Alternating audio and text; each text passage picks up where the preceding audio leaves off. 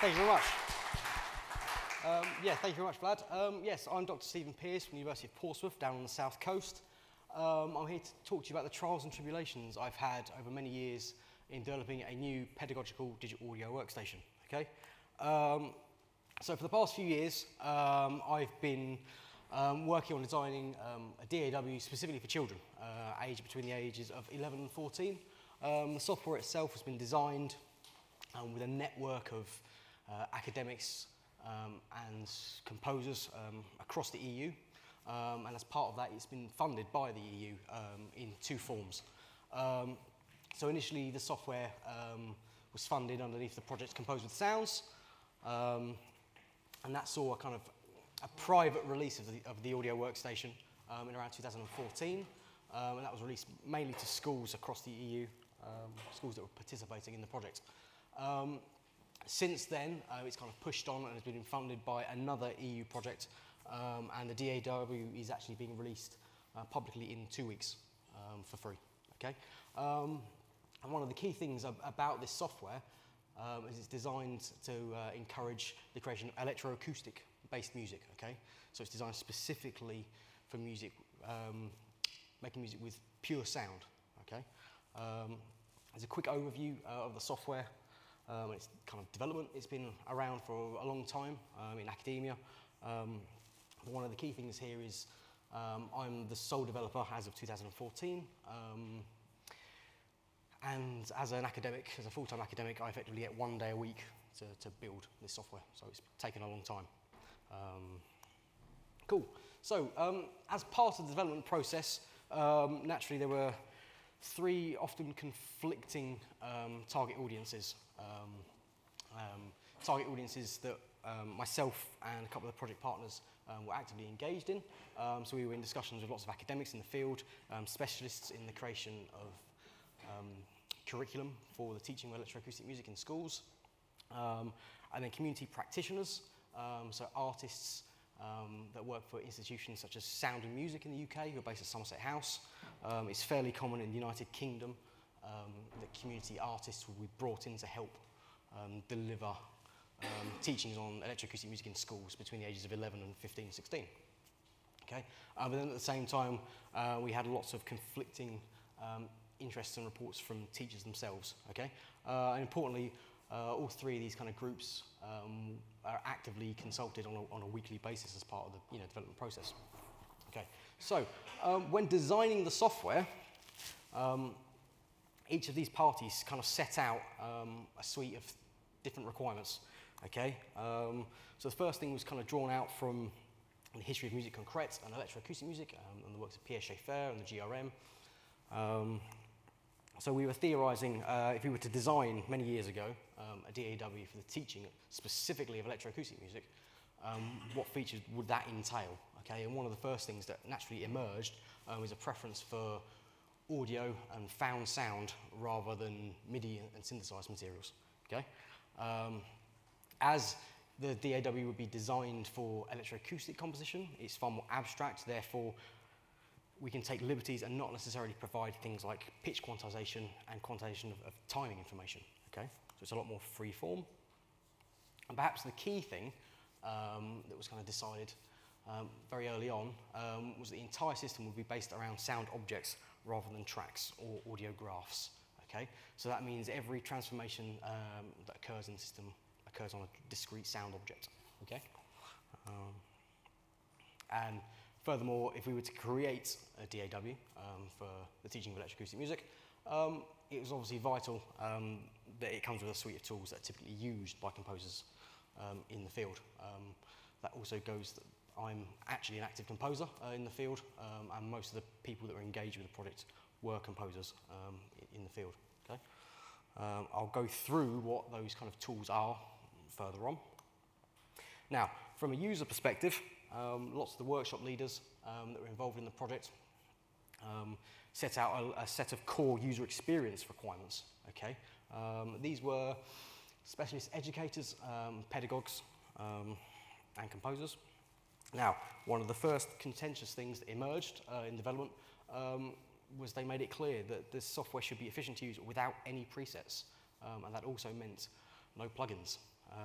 which is obviously a bone of contention for a lot of people. But the main reason for that is there's extensive academic research out there showing that when you provide students in a classroom a tool with lots of presets, they tend to spend more time scrolling through those presets rather than actually thinking creatively about what's actually on offer.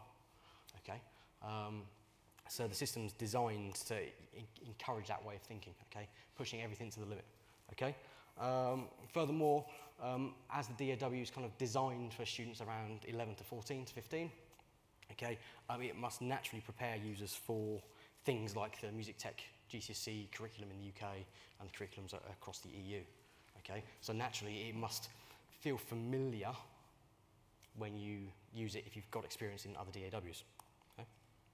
And the other big item that emerged from workshop practitioners is when interacting with audio in this environment, they basically requested that every audio transformation that occurs within the system should have some sort of accompanying graphical visualization, okay, that shows the DSP in some form, and every parametric change that a user interacts with will result in changes in the visuals as well as the audio, okay?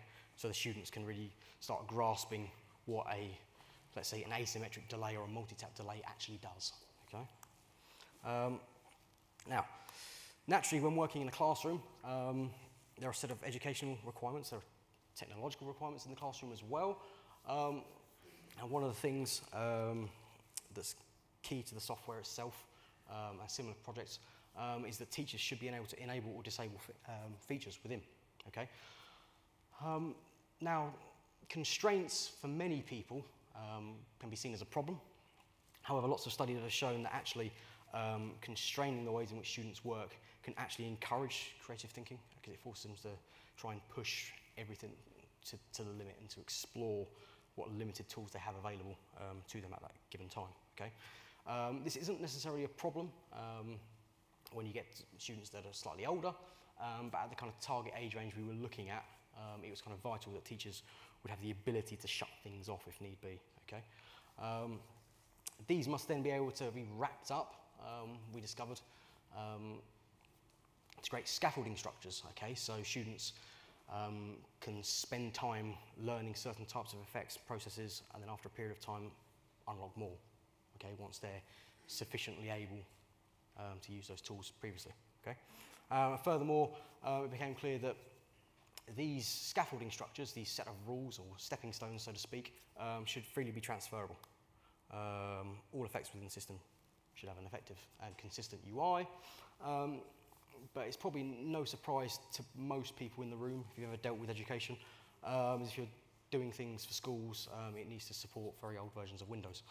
Even to this day, I'm getting requests for builds on Windows XP and Windows 7 and Windows 8, which can naturally be a problem for lots of people, okay?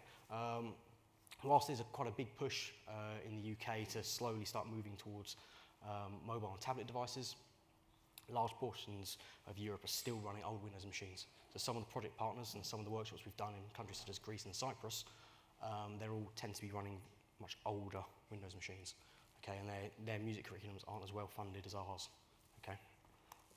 Cool. So I thought now I'd kind of give you a quick overview of the kind of software itself, how it was designed, and then talk you through issues that emerged after lots of workshops. In terms of development, as I'm the sole developer, I can set my own rules, so to speak, which is quite handy. So typically, I work in sprints of around 3 to 4 weeks.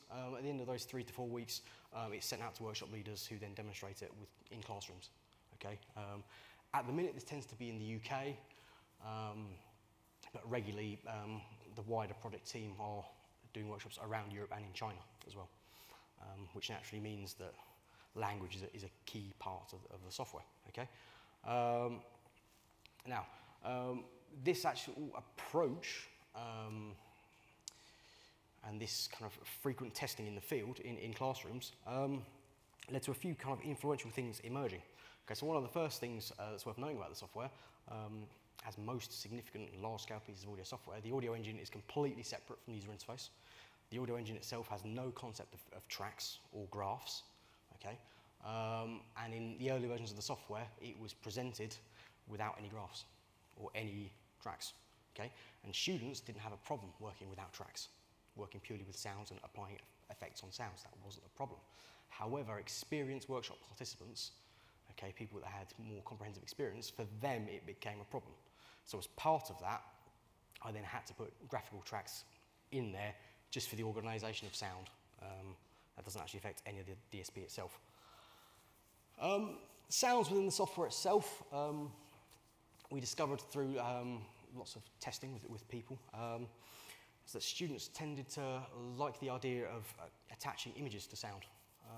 Now in a classroom, and for a teacher, this can be very appealing because they can quickly identify what sounds are without having to be familiar with the waveform or the sonic structure of the sound, okay? It naturally means that people can very quickly work through a composition and scan through a composition in the classroom, okay? Because the software allows people to map images to sounds, okay, we tend to call sounds sound cards or sound packs.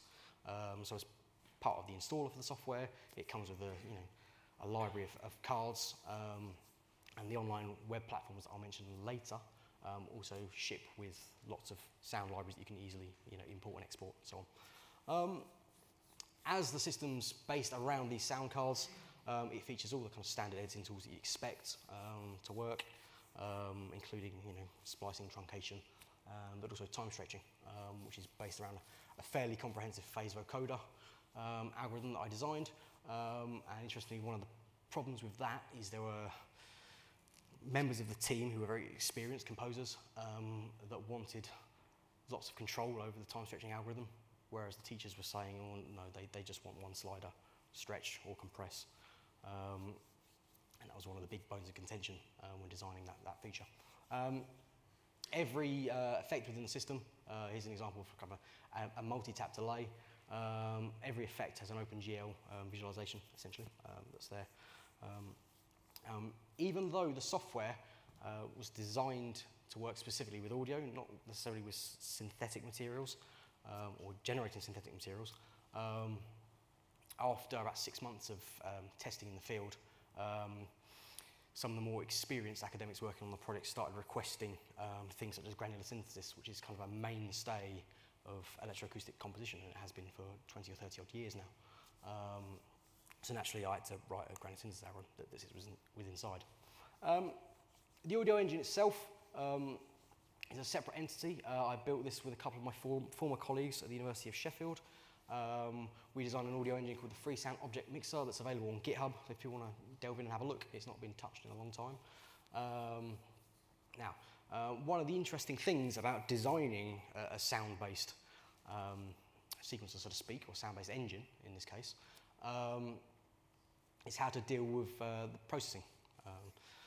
If there's no sense of tracks or no sense of graphs, and if you think about, say, storing the potential of 2,000 sound objects in, let's say, a C++ vector, which is in theory what it does, how do you ensure that not all of those are processed concurrently? Naturally, you can write things that can cull off that. In essence, what the software does is it looks through, and what the engine does is it looks through all the sounds that are related to the current block or the block going forward, and it only processes those sounds. Now, whilst this is simple in principle, in practice it leads to issues when you start applying delay-based effects. So you start applying delays, reverbs, okay, convolution reverbs, for example. So let's say we've got the top sound here. You can imagine in the back end, it could be that after 8 seconds or however many samples that is, it just says, right, I'm not going to deal with processing that anymore. But as that's got a reverb on it, it needs to calculate how long it should extend for. Okay, and the user and the child that's using it never needs to know about that. Okay, so what the software does in the back end is it artificially fires through an impulse to work out the impulse response of those delay-based effects, and then calculates how long it should play for in the back end, and the user never needs to know about it. Okay. Cool. Now, from the teaching perspective, we kind of designed a curriculum, essentially, kind of a basic curriculum, based around 3 kind of core levels. This was done with myself and Professor Lee Landy from De Montfort University. He's a very known composer in the field. Essentially, a template is just a set of rules that you can arbitrarily apply to a current session or library. Okay, and it ships with 3 levels. So you can see here, level 1. These are the features that are currently enabled. So they've got access to the raw audio, bandpass filtering, delays, fades, amplitude control, gain control, looping, reversing, a simple reverb, transmission, and truncation. Okay. Now, what's key to this is that these kind of templates can be freely distributed as part of the sound library. So from a teacher's perspective, when designing a session, they can give a student a collection of sounds, and all of these rules are kind of built into that. So in terms of managing a classroom, it's far easier. Okay, they've got to do one less step. Okay, if you want to see kind of a comprehensive list of kind of effects that are in place, that are built into these levels, this is kind of the curriculum. One of the things we found, that automation, lots of students at the age of 11 and 12 really struggled with the concept of automation. So we made that a fairly high-level feature, so only the students that have unlocked level 3. It is worth noting that teachers can actually create their own templates and their own learning structures, and they can freely go in and change and say when a student is ready, they can unlock the next level, so to speak. Okay. Cool.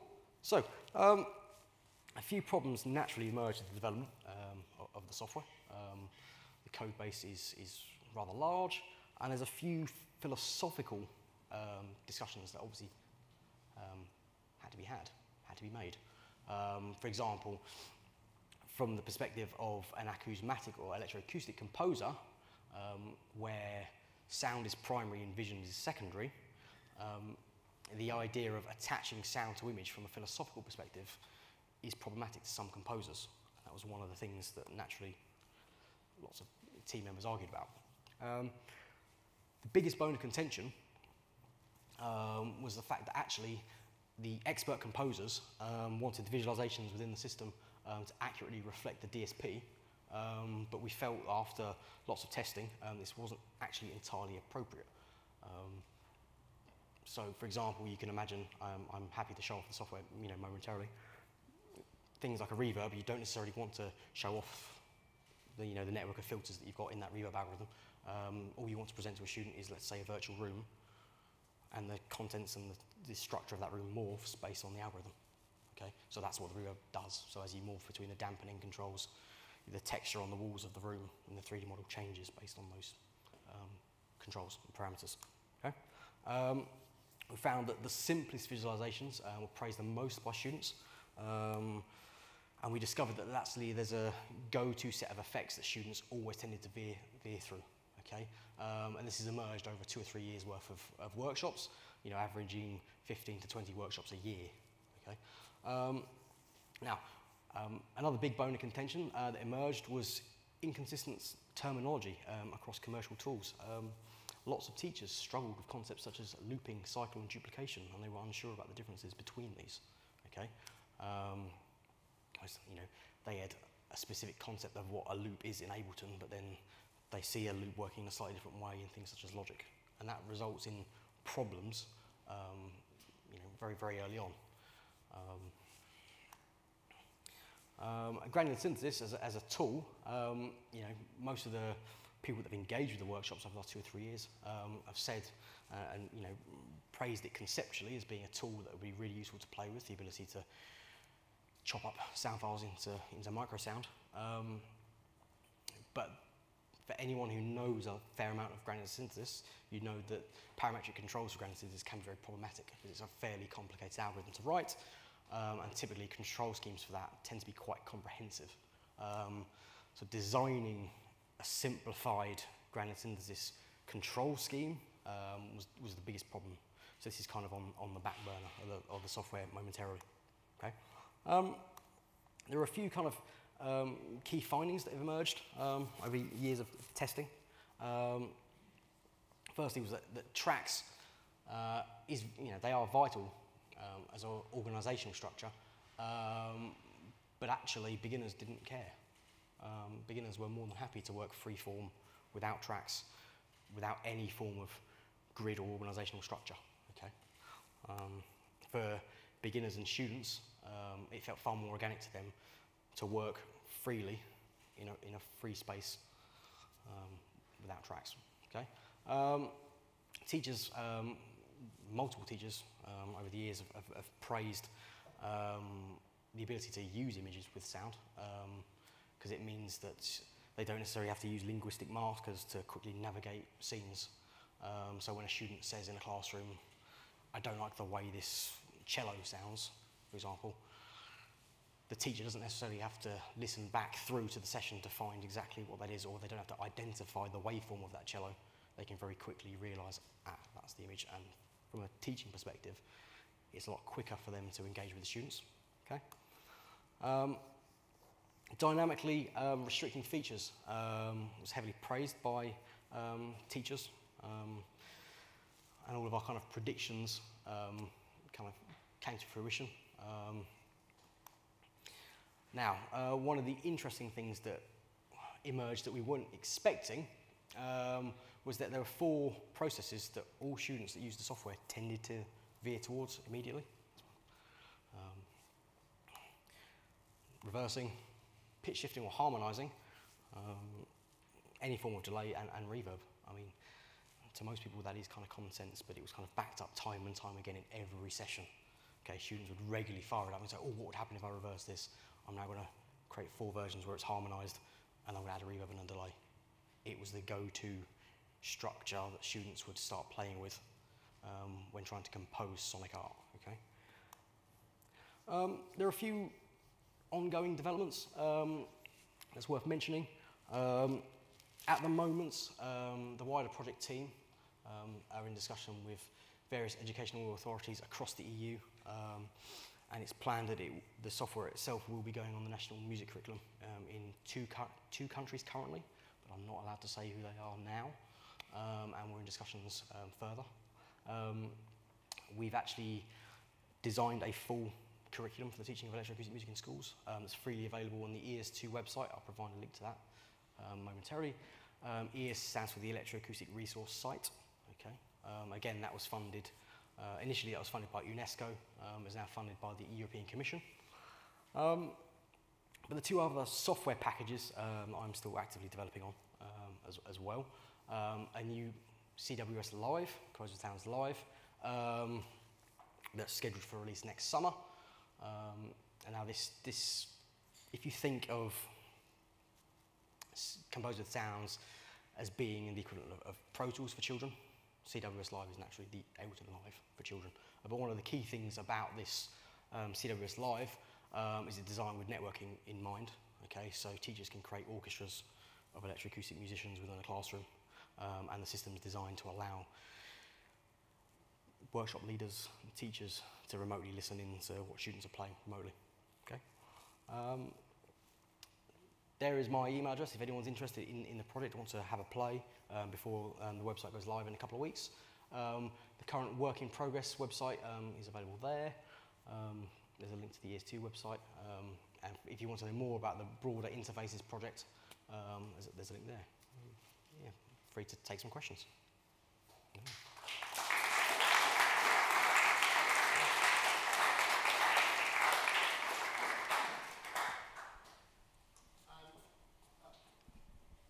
Hi, it's Jeremy here. You mentioned about scrolling through presets, being wasteful of time. You know, actually not just children that have this problem. You didn't mention what you used as an alternative method for them selecting sounds. Well, they don't select sounds. They bring in their own sound files and then they work with the algorithms and the tools that are provided. So there is no kind of getting started. There's online guidance as to what effects can do, and the teaching materials that are provided give them areas to explore. So, for example, if they're working with delays, here's examples of how you might use it, but that's not within the software itself. That sits alongside in the kind of curriculum that's been devised. So if they want presets per se, they're not provided in the software. They're provided in the teaching materials that are delivered. Is there any plans for any mechanism for students to be able to share the sound cards that they've created? Yeah. I mean, there's code built in already to do all that. The online website has got that, so people on the website can log in and share their materials. They can share their sound packs, they can share their compositions, and if they want, they can share their composition files as well. That's all built into the website. Thank you. By the way, I think some of the stuff you've done is really lovely. Well done. Thanks.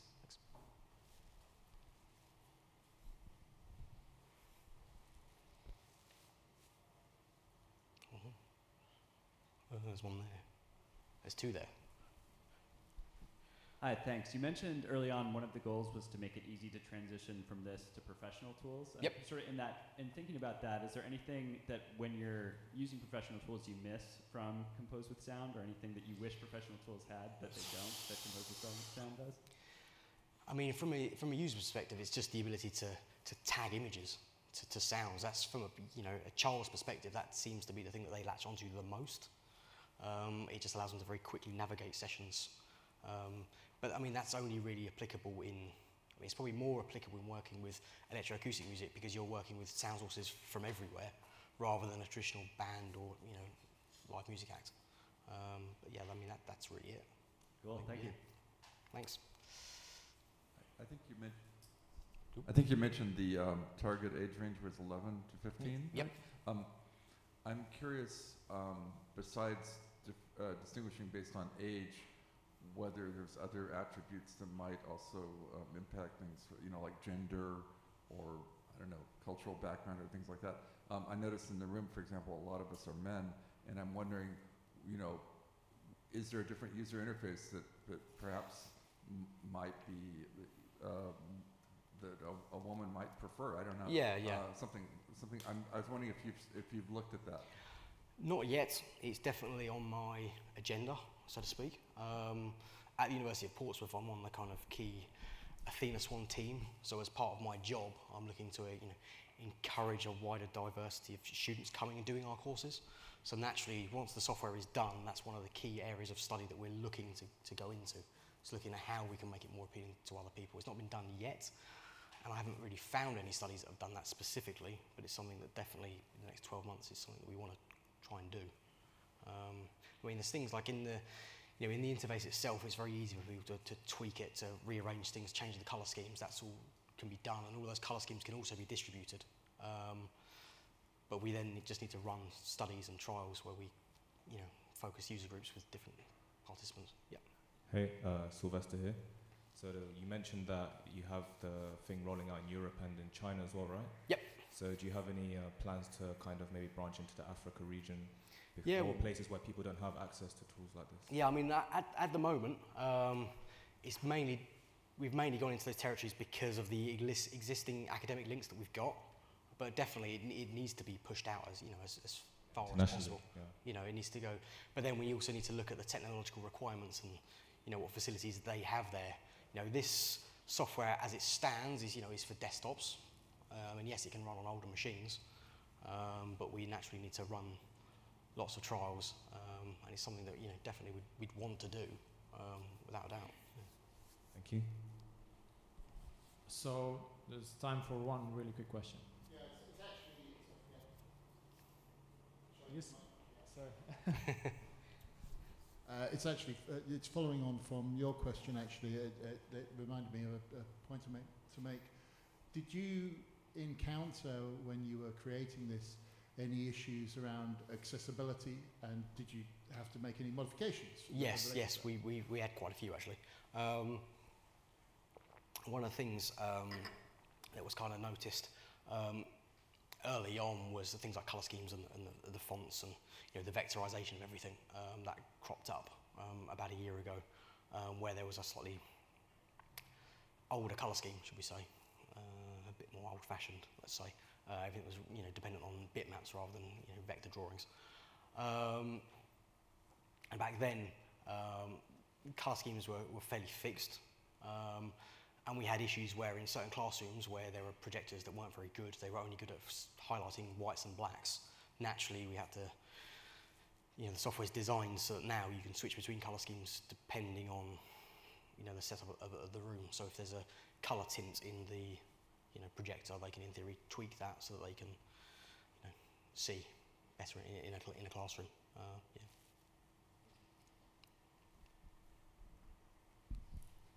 Okay, thank you very much. Thank you very much. That was it. Yeah.